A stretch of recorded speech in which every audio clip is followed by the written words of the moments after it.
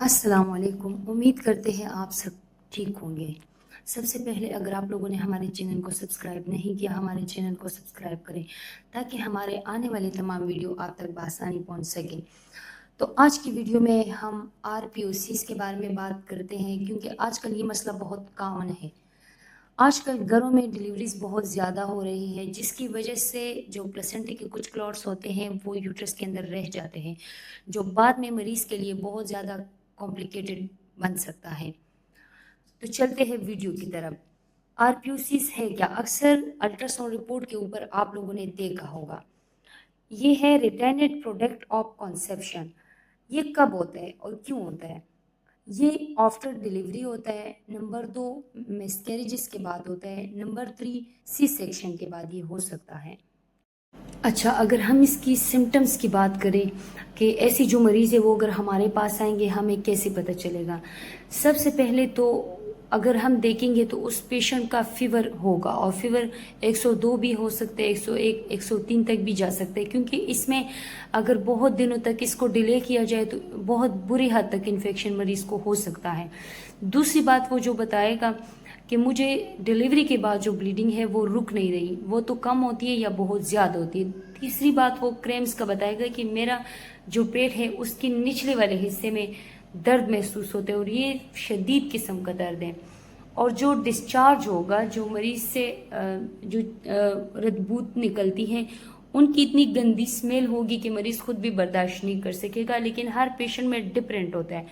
और बहुत टाइम से ब्लीडिंग होने की वजह से मरीज को वीकनेस हो जाएगी, मरीज को चक्कर आएंगे। वो आपको बताएगा कि मुझे एक तो उल्टी की कैफियत रहती है, दूसरा मेरे पेट में दर्द होता है, तीसरा फीवर मुझे होता है। मैंने हर मेडिसिन ली है बुखार को उतारने के लिए, लेकिन मुझे आराम नहीं आ रहा।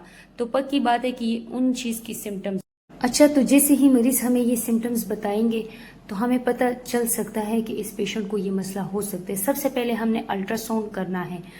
अल्ट्रासाउंड में हमने देखना है कि इस पेशेंट के अंदर कुछ कतरे, कुछ गंदगी है कि नहीं है। दूसरी बात, हमने सीबीसी करना है, बेटा ईसीजी भी कर सकते हैं, यूरिन आरई ब्लड ग्रुप इसलिए ज़रूरी है ताकि अगर पेशेंट का एचबी बहुत ज़्यादा लो है तो उस हिसाब से उसको ब्लड लगाया जा सकता है या उसको आयरन दिया जा सकता है। ऐसी मरीजों की हम लोग देखेंगे कि उनका जो एचबी है लेवल वो कम होगा, क्योंकि मरीज को अगर 13-14 दिन या 20 दिन या 2 महीने तक होता है, ब्लीडिंग मरीजों को हो रहे इस तरह मुसलसल, तो ज़ाहिर ऐसी मरीजों में जो एचबी है वो कॉमन बात है कि वो कम होगा। अगर उसमें हम देखेंगे कि WBC-HB के टेस्ट में तो वो ज़्यादा हुआ होगा। जैसे कि इस तस्वीर में आप देख सकते हैं, ये मेरे पास एक पेशेंट आया था, इसका जो हेमोग्लोबिन लेवल है कितना लो है और जो WBC है वो बढ़ चुका है। अच्छा, अब अल्ट्रासाउंड के अंदर हमें कैसे पता चलेगा कि ये नॉर्मल यूट्रस है या आरपीओसीज वाला यूट्रस है? तो इस पिक्चर में आप ये देख सकते हैं कि ये बिल्कुल एक नॉर्मल यूट्रस है। इसमें आप देख लें जो है ना, ये जो बीच में सीधा लाइन है ये थिकनेस है इसमें, ठीक है। और ये जो पूरा साइडों से ये एक लाइन देख रही है, ये एक यूट्रस की जो है ना शेप है, एक नॉर्मल शेप है। और मैं आप लोगों से अभी जो है ना दूसरा यूट्रस भी शेयर करती हूँ जिसके अंदर प्लेसेंटा के कुछ क्लॉट्स नज़र आ रहे हैं। इससे आप लोगों को पता चल जाएगा कि हमें अल्ट्रासाउंड में इस तरह की यूट्रस और जिनके अंदर क्लॉट्स होते हैं वो कैसे नज़र आता है। अच्छा, उसमें आप लोगों ने देखा कि नॉर्मल यूट्रस कैसे होता है, और ये देखिए ये एक बल्कि यूट्रस है जिनके अंदर प्लेसेंटा की क्लॉट्स मौजूद है, ये ब्लैक ब्लैक जो आप लोग को नज़र आ रहे हैं। नेक्स्ट दूसरी पिक्चर में आप देख सकते हैं ये जो यूट्रस है ये भी बहुत ज़्यादा बल्कि है और इसके अंदर कुछ ज़रात नज़र आ रहे हैं। इस ही को आरपीओसिस कहते हैं, यानी जो अंदर प्लेसेंटा का कचरा रह जाता है ये वही।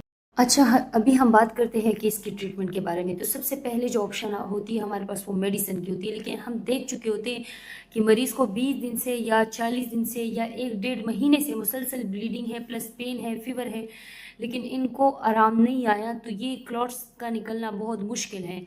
तो हमारे पास पहले ऑप्शन फिर आता है सेकंड DNC का। लेकिन DNC हम तब स्टार्ट करेंगे अगर मरीज़ को बहुत ज़्यादा फीवर है, तेज़ बुखार है, तो सबसे पहले प्रोवाज लगा के उसको बुखार को हम नॉर्मल उस पे लाएंगे टेम्परेचर पे। दूसरी बात, अगर मरीज़ का इन्फेक्शन बहुत ज़्यादा है, जो TLC है या WBC है वो बहुत बढ़ चुका है, तो भी मरीज़ को एंटीबायोटिक्स IV लाइन दे सकते हैं, वो मरीज़ की कंडीशन के मुताबिक।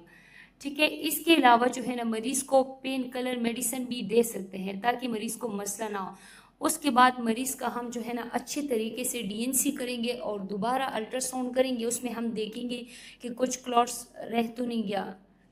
अच्छा, अब लास्ट में हम आप लोगों को बताते हैं कि ऐसे पेशेंट को हम कौन सी दवाई देंगे। देखिए, जितनी भी ऐसे मरीज़ होते हैं वो एकदम से डॉक्टर के पास नहीं जाते, वो सोचते हैं कि शायद 1-2 दिन में ब्लीडिंग रुक जाए, 1-2 दिन में रुक जाए, लेकिन ऐसे करते करते वो जो क्लॉट्स है वो पेशेंट्स की जो ब्लड होती है, जो वेन होती है, उसके ज़रिए ब्लड में वो शामिल होकर इन्फेक्शन फैलाता है, जो कि मरीज़ के लिए बहुत मसले का बायस बन सकता है। तो ऐसे पेशेंट को जब हम डिस्चार्ज करेंगे, उसकी CBC देख के उसके मुताबिक हम उसको मेडिसिन देंगे। लेकिन जिन मरीज़ों को इन्फेक्शन है, UTI हुआ है इसके साथ, तो ऐसी और जो ज़्यादा वीकनेस महसूस करते हैं, जिनको वोमिटिंग होती है या नोज़िया होता है, ऐसे मरीज़ों को हम आयरन भी देंगे प्लस साथ कैल्शियम भी देंगे।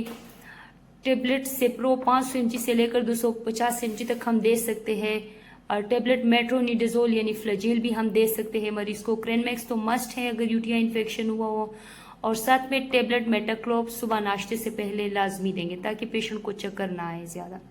अच्छा, लास्ट में हम आप लोगों से ये रिक्वेस्ट करते हैं कि अगर आप लोग चाहते हैं कि आप लोगों को गायनी की प्रैक्टिस प्रैक्टिकली आ जाए और इनकी केसेस इंशाल्लाह मैं आप लोगों के साथ शेयर करूंगी, तो आप लोग हमारी वीडियो को लाइक करें, कमेंट्स करें, हमें शेयर करें एंड सब्सक्राइब करें ताकि हमें मोटिवेट मिले और हम आप लोग के लिए मज़ीद अच्छी वीडियो बना सकें।